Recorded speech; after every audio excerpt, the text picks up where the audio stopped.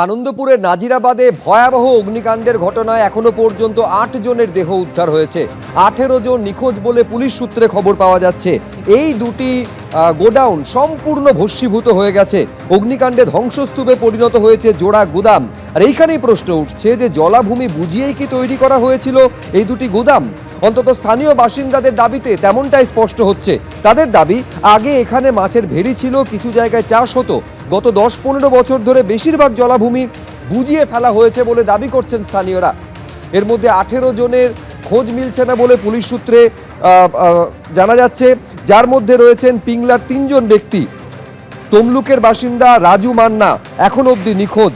নিখোঁজের তালিকায় রয়েছেন পাঁশকুড়ার তপন দলুই, রয়েছেন সমরেশ ফদিকার, পাঁশকুড়ায় তার বাড়ি।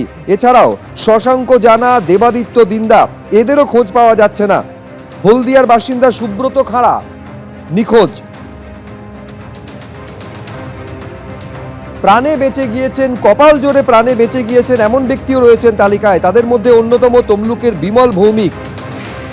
তমলুকেরই বাসিন্দা সুশান্ত জানা প্রাণে বেঁচে ফিরেছেন। হলদিয়ার মানব খাঁড়া এবং সুজিত দৌনা এই গুদামে, এই গোডাউনে তারা কাজ করতেন, প্রাণ নিয়ে ফিরতে পেরেছেন তারা।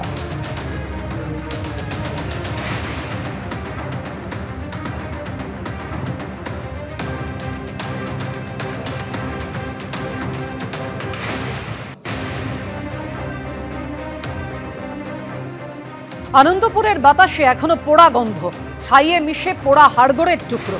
মৃতের সংখ্যা আরো বাড়ার আশঙ্কা।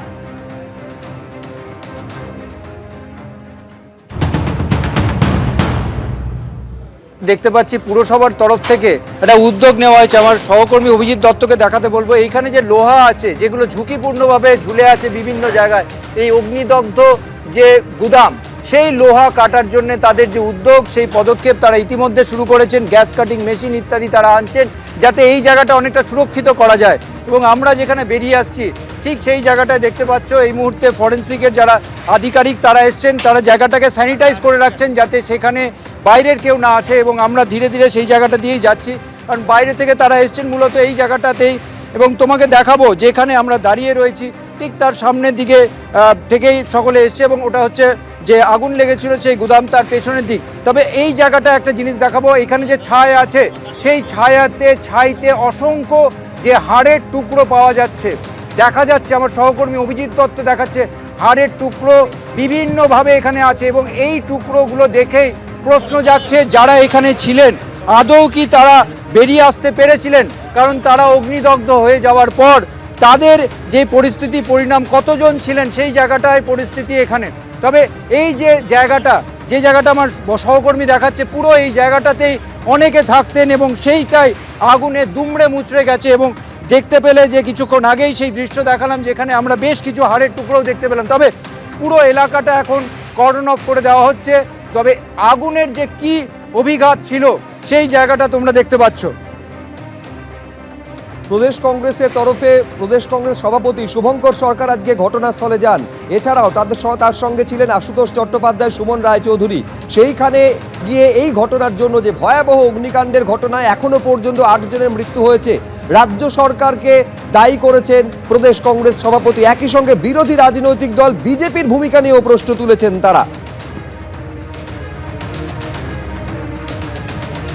এই যে জলাশয়, জলাভূমি, ওয়েটল্যান্ডকে হচ্ছে বোঝানো, ইল্লিগালভাবে তাকে বন্ধ করে দিয়ে তার উপরে কনস্ট্রাকশন করা, ইল্লিগাল কনস্ট্রাকশন।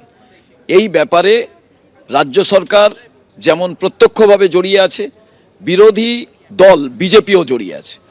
সেই জলাভূমিগুলো কিভাবে আজকে বন্ধ করে দেওয়া হচ্ছে এবং সেখানে বড় বড় মাল্টি স্টোরের বিল্ডিং, বড় বড় গোডাউন এসব উঠছে।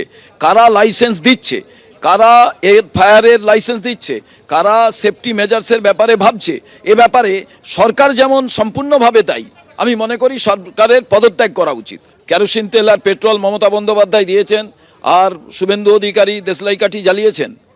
এবিপি আনন্দ, এগিয়ে থাকে, এগিয়ে রাখে।